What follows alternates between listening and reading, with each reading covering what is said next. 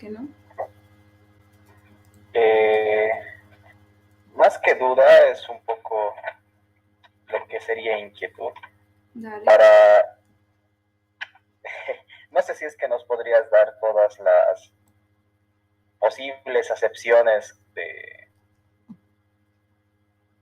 para el cálculo proposicional, por decir. Las Porque acepciones. a lo que recuerdo más adelante nos van a dar oraciones y nosotros tenemos que construir fórmulas a partir de eso, ¿no? Y algunas veces, no sé si es que eso les pase a muchos, a mí me pasa, es algo confuso el poder armar, a partir de una oración, transformarla a una fórmula. Formalización, en todo caso. Sí, eso. Ok. Bueno, vamos a ir practicando de poco. Yo creo que ya mañana con lo que vayan haciendo ya voy a tener una mejor base para poder avanzar. Ahorita no sé quiénes están aquí, pero no sé si hay personas de cero o hay personas que ya han pasado. Entonces, por ese lado yo no puedo ir avanzando directamente, ¿no? Tengo que considerar a todos. Hoy día va a ser de práctica, o sea, de repaso en sí. Y ya mañana vamos a ir viendo qué tal les va con sus exposiciones y en sí si tienen más dudas. Entonces, hoy vamos a hacer repaso de los conceptos, de algunas partes de ejercicios, tal vez no tanto, por el momento no tanto. ¿Ok?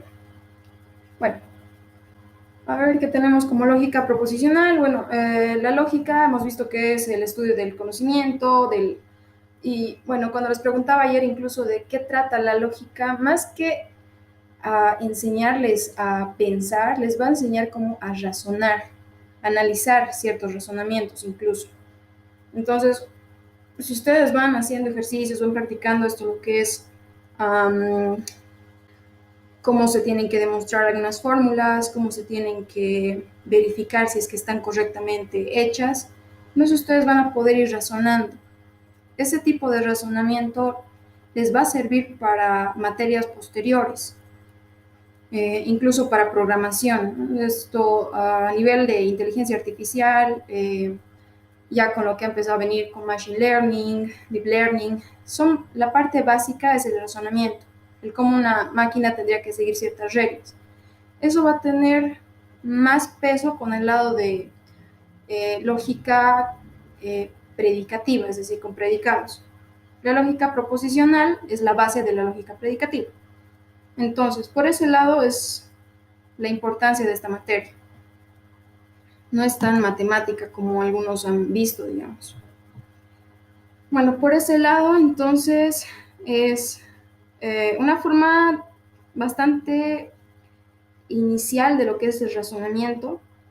Se tienen en este caso premisas y conclusiones para cualquier pensamiento que se tenga. Ahora, una vez para tener la formalización, digamos, la lógica va a permitir justamente simbolizar el pensamiento a través de simbología matemática. Esa simbología matemática son en sí letras del alfabeto. ¿No? Tenemos las más básicas, las que se suelen utilizar básicamente por convención son P, Q, R, S, hacia adelante, ¿no? Pero se puede utilizar cualquier otra letra. Ese tipo de simbología nos va a permitir formar ya sean frases o como se les puede denominar fórmulas. Una vez que nosotros tengamos esas fórmulas, podemos ir verificando si son correctas o no. Ahí va lo que es la demostración de validez. Ahora, simplificando un poco más, yendo desde un inicio, todas las fórmulas van a ser válidas considerando que tienen dos valores, verdad y falsedad. Por eso es que nos basamos en lo que es la lógica booleana, ¿no? El dado de George Boole, que ha considerado algunos estudios, ha hecho lo que es la relación de verdad y falsedad con valores binarios, básicamente, ¿no? Lo que es el 0, 1, lo que es verdad, falso. En programación van a ver que incluso la parte del 1 significa true, que la parte del 0 significa false. Esa es la relación que tenemos. Ahora, ayer se mencionaba eso de que si bien la lógica lo que es el razonamiento humano a la comparación del razonamiento de la máquina, pues básicamente es similar, no es lo mismo, es similar. Se ha tratado de simular un pensamiento justamente humano en lo que son las máquinas. Impulsos eléctricos, en la máquina electricidad directamente. Lo que era nivel booleano en la máquina, si bien son ceros y unos que se entienden y se van decodificando para hacer que el razonamiento, entre comillas, el razonamiento se entienda internamente en la máquina, pues para nosotros son impulsos eléctricos. Obviamente se trata de reflejar eso en una máquina, no podemos hacer que una máquina tenga esos impulsos eléctricos. Ahora, ¿cómo vamos a ir relacionando estos? Pues considerando todas las posibilidades de pensamiento, es decir, cada oración que se nos pueda ocurrir, nosotros tenemos que ir relacionando esto según ciertas maneras de escritura. Para ello se tienen lo que son las conectivas. Un razonamiento va a empezar por una sentencia básica. ¿Qué es una sentencia? Va a ser como en el lenguaje básico o bueno, más que lenguaje, ¿no? Más que literatura, era la separación de lo que son dentro de una oración el sujeto, el predicado y bueno, la acción y demás, ¿no? Se van dividiendo en ese tipo de elementos. En todo caso, para la proposición, para la lógica proposicional, se va a tener las oraciones que nos permiten verificar si algo es verdad o falso. Esas son las oraciones declarativas. Ahora, justamente no tenemos tipo de oraciones interrogativas, imperativas, las declarativas. Las interrogativas no nos van a permitir tener conocimiento. No le puedo preguntar a alguien algo y esperar que sea verdad o falso, esa pregunta. La respuesta sí, pero la pregunta no. Si digo, hoy llueve, obviamente con signo de interrogación al final, eso no me da idea de nada. Entonces yo tendría que responder con algo, o sea, de darle la validez a esa pregunta no es válida. Las oraciones imperativas son órdenes, asimismo tampoco puedo comprobar la veracidad de esa oración. Si yo les digo, hagan tarea, así, una orden, no dice nada, la oración en sí no dice nada. Mientras si yo digo, bueno, no sé, Mauricio hizo o hace la tarea, eso ya es verificable. Puedo decir que es verdad, puedo decir que es falso. Por esa razón, entonces, es que las oraciones declarativas son las que nos permiten verificar ese tipo de resultado, ya sea verdad o ya sea falso.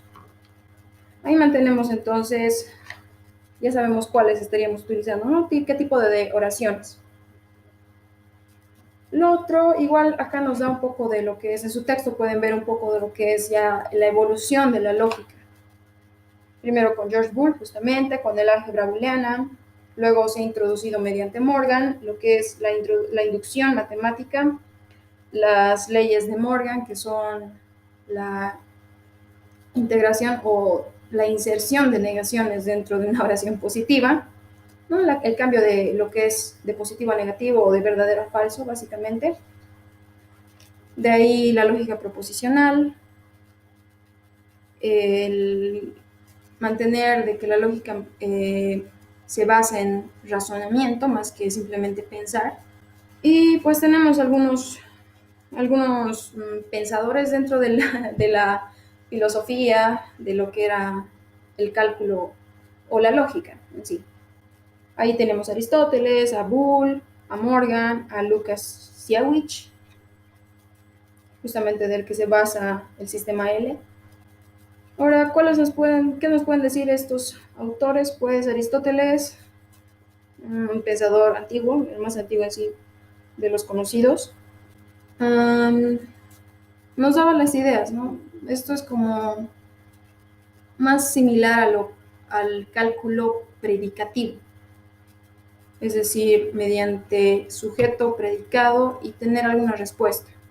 Por eso nos da el ejemplo más común de este pensador en sí, es de todos los humanos son mortales, si es que no estoy mal.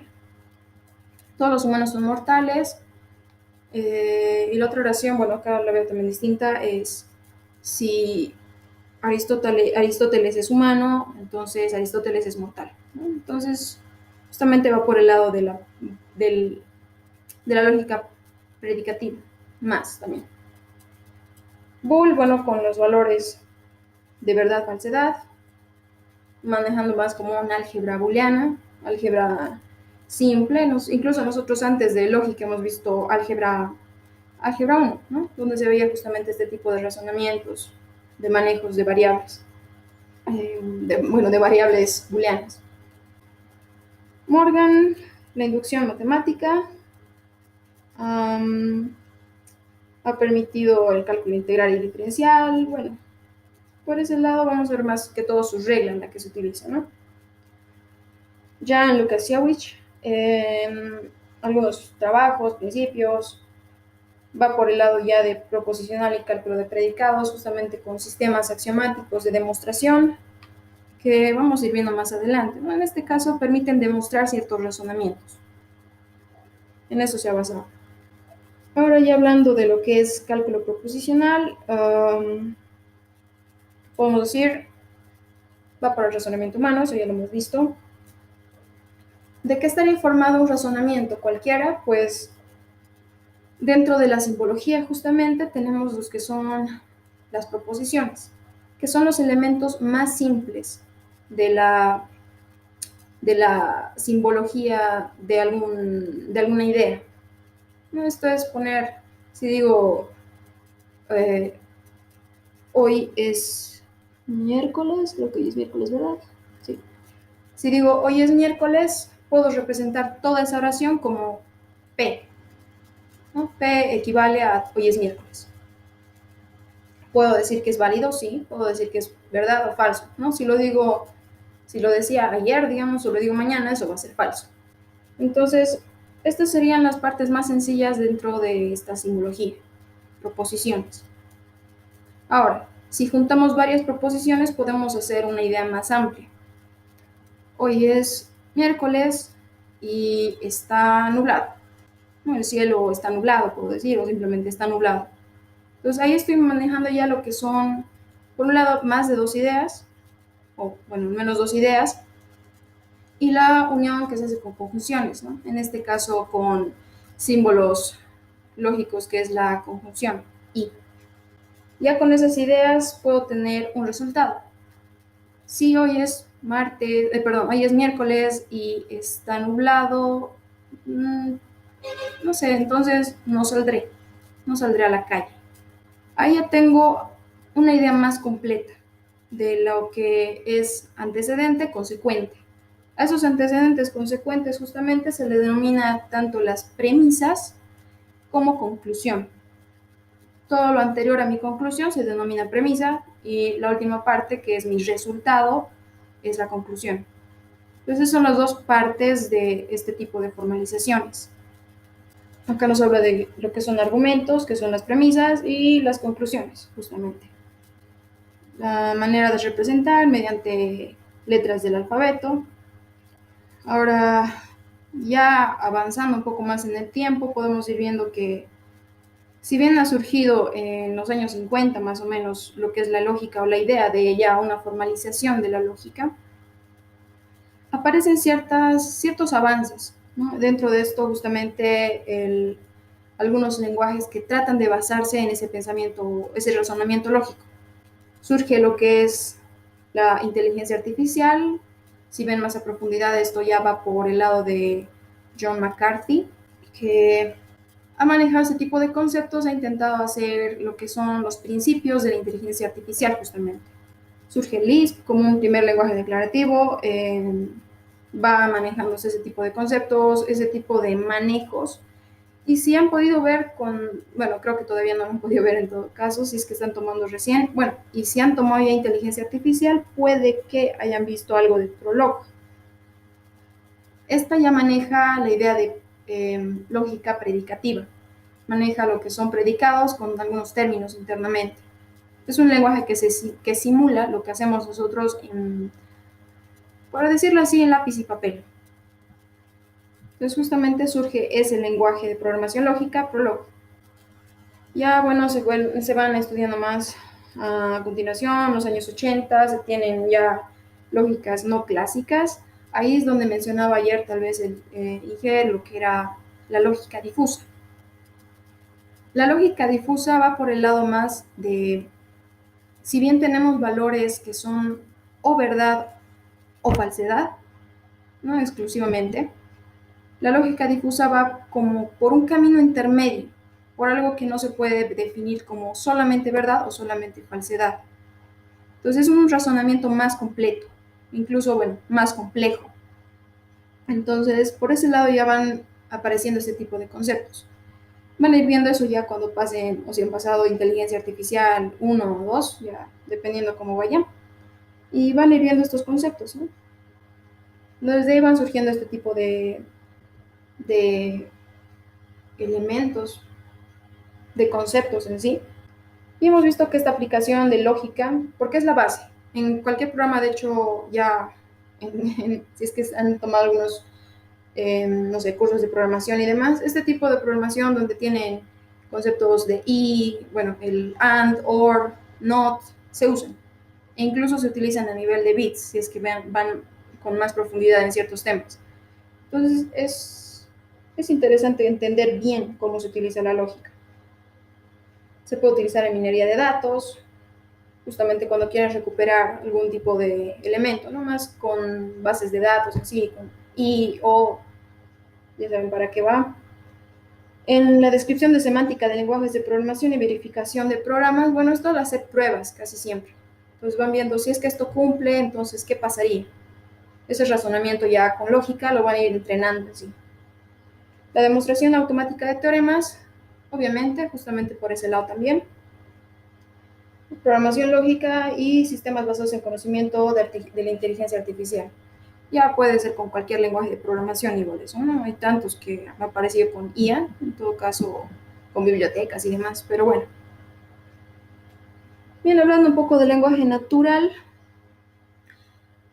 cualquier lenguaje, ya sea de programación, lenguaje hablado, ya sea español, inglés o, no sé, Java, Python, cualquiera tiene las mismas características.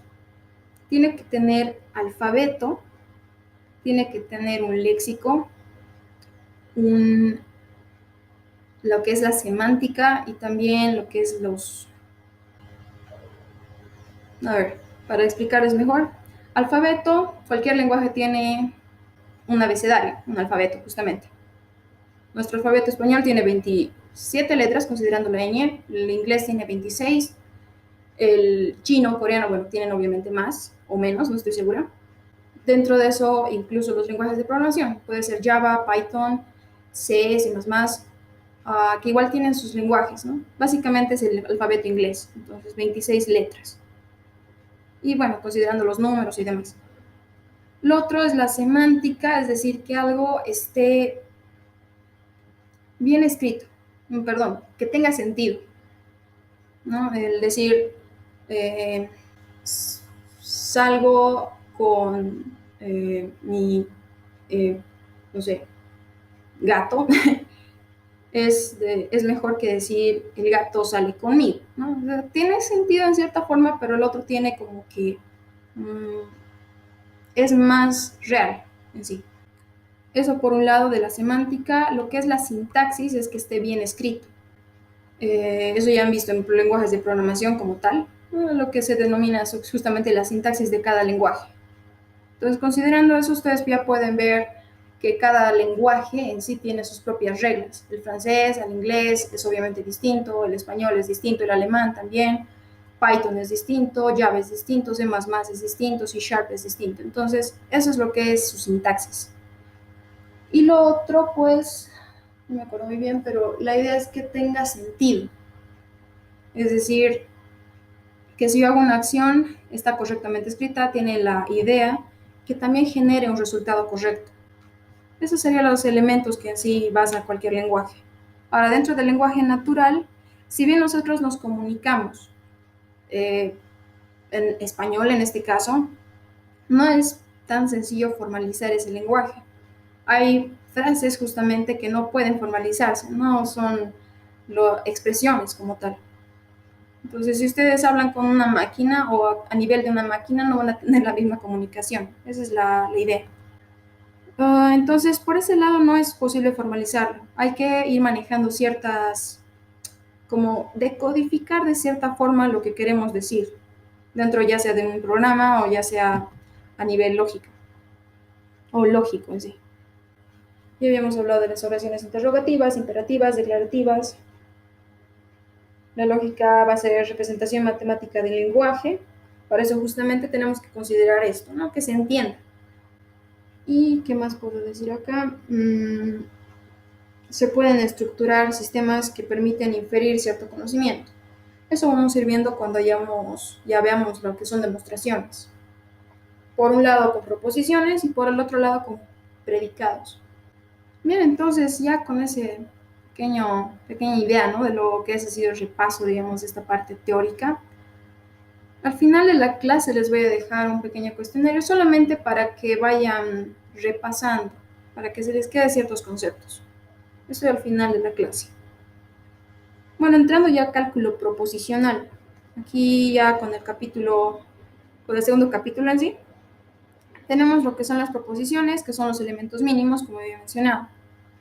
Representan simbólicamente o, como quieran decirlo también, matemáticamente algún razonamiento.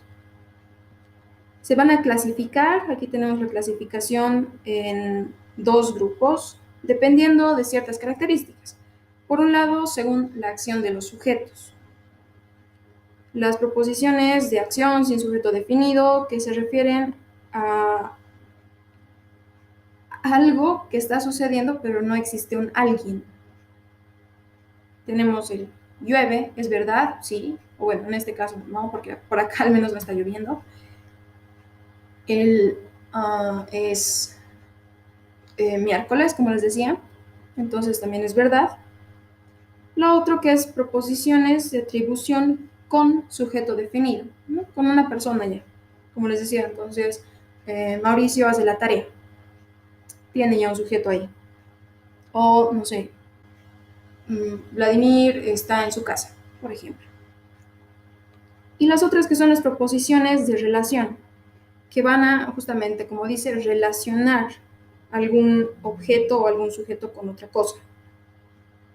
Esto ya mediante conectivas. Es la unión de varias proposiciones en sí. No es la única diferencia. Y por el otro lado, dentro de esa clasificación, el otro grupo serían según la cantidad de proposiciones. Las proposiciones, por un lado, atómicas, las que están solamente formadas por una proposición y pueden llevar a un sujeto. Esto es independiente, ¿no? de la otra clasificación. Los árboles de la plaza principal son de color verde, ¿no? Es otra proposición.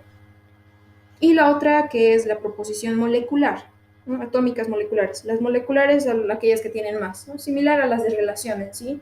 Pero pueden tener más. Es, como les decía, hoy es miércoles, está nublado y no voy a salir, o entonces no voy a salir. Ya son moleculares. Ahí tenemos las conectivas, que si bien han dado una leída rápida, pues conectivas van a ser esos símbolos matemáticos, ¿no? La representación matemática de lo que queremos representar, para ir haciendo las relaciones justamente de las proposiciones. Tenemos las conectivas de la negación, de la conjunción, disyunción, la doble implicación y la implicación. Serían 5 en sí. Ahora, incluso tienen ustedes unas tablas donde dice qué significa cada una de las conectivas. Esto ya para ir como viendo qué simboliza en el lenguaje natural, ¿no? En el lenguaje coloquial, digamos. Entonces, por ese lado, la negación, obviamente que niega ya sea verdad o falsedad, le cambia el valor en sí. La conjunción, que me permite saber cuando algo es verdad y el otro también es verdad.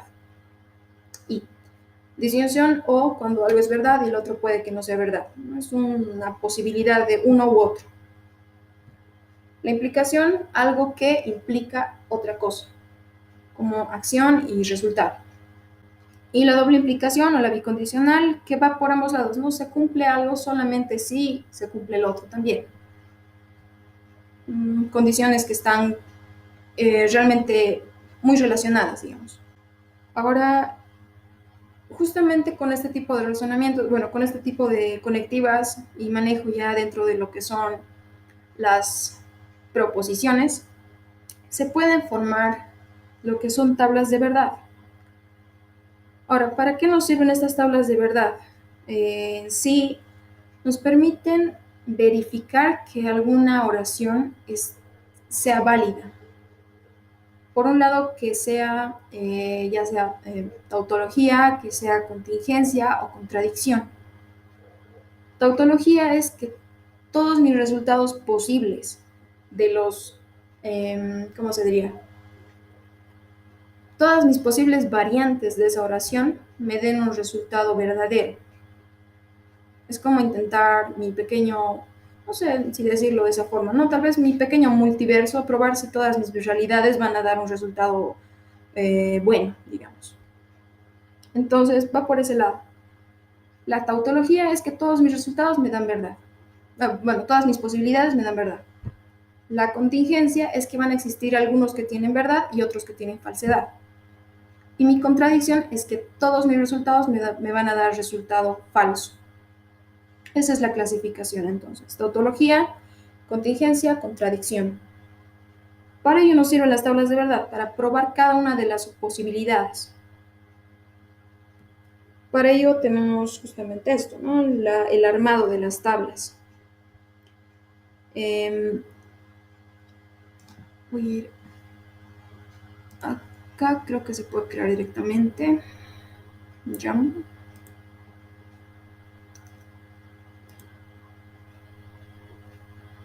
Estoy probando recién esta cuenta, así que compartir mi pantalla.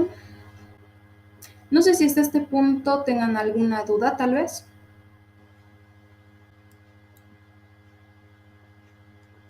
Ok. Bien, si no hay dudas, entonces continuamos. A ver, vamos a... Ok. ¿Permiso?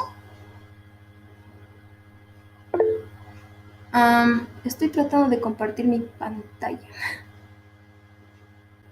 Recién estoy usando esta cuenta, así que... ya. Bueno, entonces acepten el permiso, supongo. Y ya. Supongo que están viendo el Jamboard. No sé. ¿Sí? Ok. Ok, entonces medio lento lo veo, pero a ver, ¿qué tal será?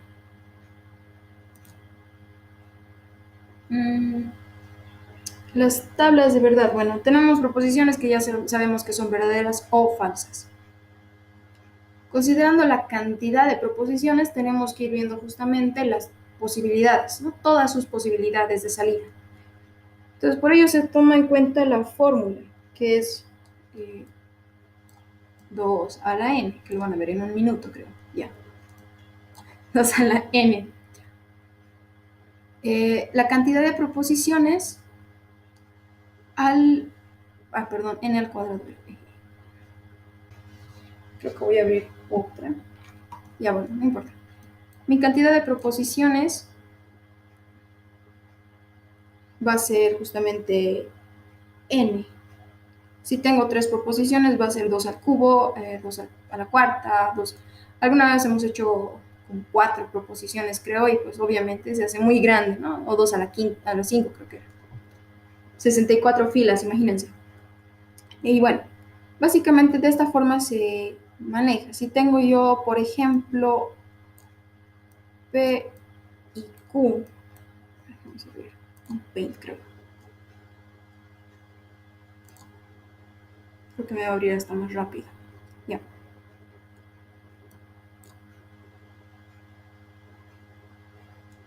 P y Q tengo 2 proposiciones, las conectivas no cuentan obviamente, y tendría 2 al cuadrado, ¿no? 4.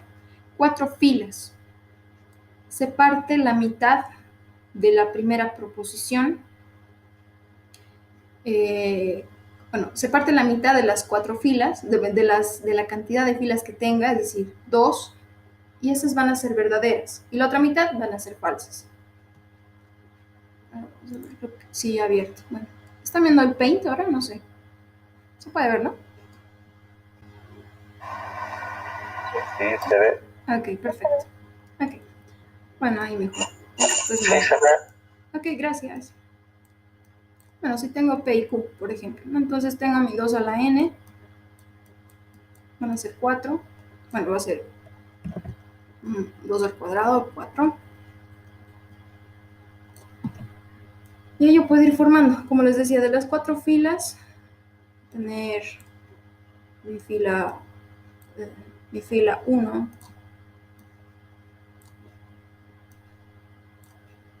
2, 3, 4. Las 2 primeras, es decir, la mitad para arriba, van a ser verdaderas para la primera proposición. Las 2 primeras y las 2 últimas. Entonces esto va a ser verdadero, verdadero, esto va a ser falso, falso. Para la primera, en este caso para P. Y para este lado va a ser, creo que va a ser así mejor.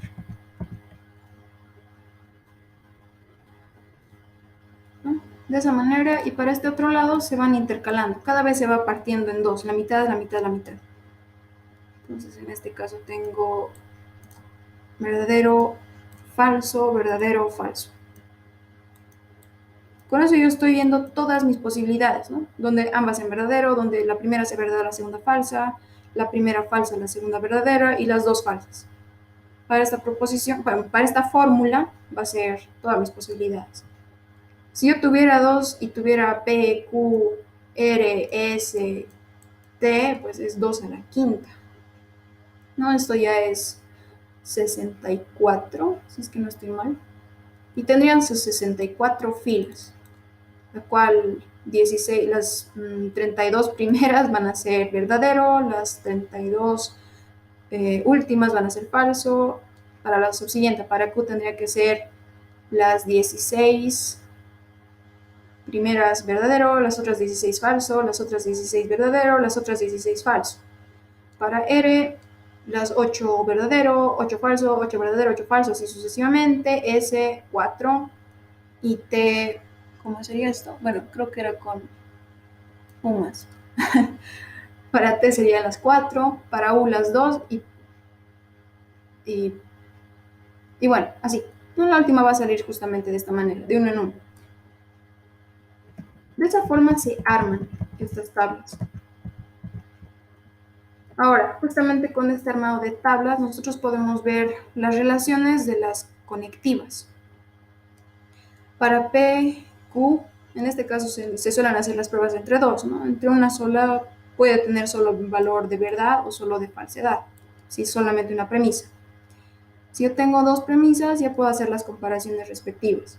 En este caso, para P y Q, esta sería la conjunción, lo que es I. El símbolo es este, justamente. La conjunción. En el otro caso tengo lo que es la disyunción. ¿Qué sucede para cada uno? Les decía de la conjunción, ¿no? Que era de esta forma. La disyunción, que sería el O habitual. Ahora, por un lado, la disyunción, perdón, la conjunción solo va a tener. No, primero vamos a hacer las tablas y luego vamos a ir viendo los valores. Voy a tener igual P, voy a tener O, Q, el símbolo del O es esta forma. Es la única diferencia. Cuando es verdad, falso, falso. Y la bicondicional, que va a ser verdad cuando ambas tienen el mismo valor. Es decir, si es verdad, verdad, esto va a ser verdad. Si es falso, falso, esto va a ser verdad. ¿No? Que cumplan ambas la misma condición. Caso contrario, van a ser falsos. Esas son las tablas entonces de verdad de nuestras operaciones lógicas o de nuestras conectivas lógicas. Y la otra que les decía, la de la negación, que esa necesita solamente de una premisa. ¿Cómo es negar algo?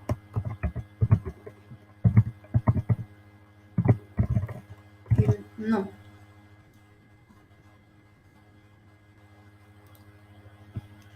En este caso, vamos a tener, bueno, o P o Q, si queremos, por ejemplo, Q. Como es una premisa, 2 a la 1 es 2. Entonces va a ser solamente verdadero y falso. Si añado la negación se pone antes de. Entonces aquí entraría la negación y mi resultado sería aquí falso y aquí verdad. Esa sería la salida de mi negación. Es eso entonces, aquí tienen, incluso en sus textos también tienen las salidas, máximo explicarles el por qué, ¿no? Esas serían las salidas. Las tablas de verdad ya sabiendo cómo se construye una de 2, de 3, obviamente va a ser 8 filas, es decir, el doble, de 4 va a ser el triple y así sucesivamente. Bueno, de hecho, 4 veces lo mismo, ¿no? Ahora, si se dan cuenta, las salidas según estas tablas, ninguna es una tautología, ninguna. Si yo les digo solamente denme la clasificación de cada una de estas fórmulas, sería una contingencia, porque tiene tanto verdad y falsedad. Entonces esto sería contingencia, esta sería contingencia, contingencia también, contingencia, contingencia. Hay casos en los que las salidas son todas verdaderas, tautología, o que todas son falsas, contradicción. Eso es ya con el armado. Se arma de la misma forma y se van comparando exactamente iguales. Ahora, ¿qué se tendría que considerar en este caso cuando se arman fórmulas más grandes? Uno, lo que son los niveles, es decir, la jerarquía con la que se va a ir tomando en cuenta a las conectivas. Se tienen niveles incluso. Por un lado, el nivel más alto que se tendría que cumplir primero es la negación. Entonces, podemos ponerlo acá como nivel 1. Luego de eso, nosotros hacemos las conjunciones, disyunciones que tendrían el mismo peso. No importa, es indistinto cualquiera de estas que se encuentren. Y la que estaría como último en resolver serían estas dos. Como otra jerarquía, digamos. El tercero. Entonces, si encuentran fórmulas que contienen negaciones, conjunciones, disyunciones, implicaciones o bicondicionales, no sé, y o implica, no sé, la negación de algo, digamos. ¿Cómo van a hacer ustedes? Pues la parte principal sería esta. Como que tiene el mayor peso, digamos. Entonces se separaría de esta manera.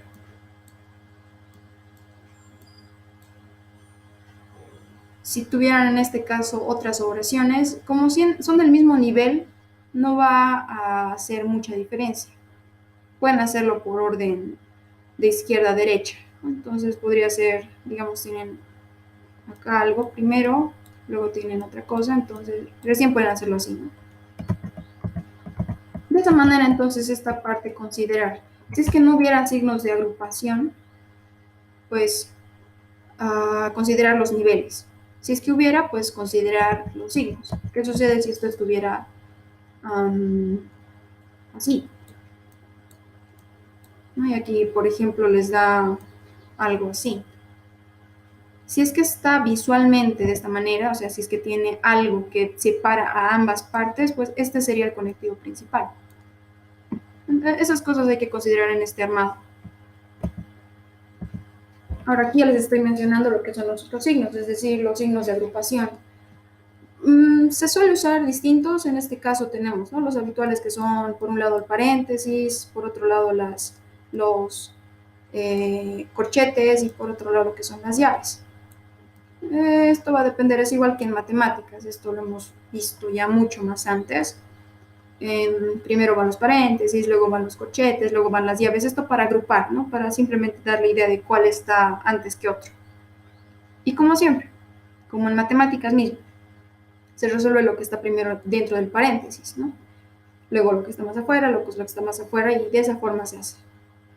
¿Tienen alguna duda con este armado de tablas de verdad o con alguna parte? Les estoy poniendo un cuestionario chiquito que no es simplemente por repaso, como les mencionaba, ¿no?, si es que no estaban ahí, para que repasen los conceptos. Son 8 preguntas de estos conceptos de lógica, y les estaría poniendo ya en su tablón, en su trabajo de clase, ya lo pueden ver. Entonces me avisan si lo pueden ver, si pueden acceder a ese cuestionario. Sí, se puede ver. Ok, perfecto. Sí, se ve. Ok, entonces ya pueden realizar ese cuestionario. Si no tienen más dudas, podríamos también terminar el día de hoy. Yo les dejaría un ejercicio para que lo hagan mañana, ya considerando esto de tablas de verdad. ¿Tienen alguna otra duda? ¿Alguna duda en sí?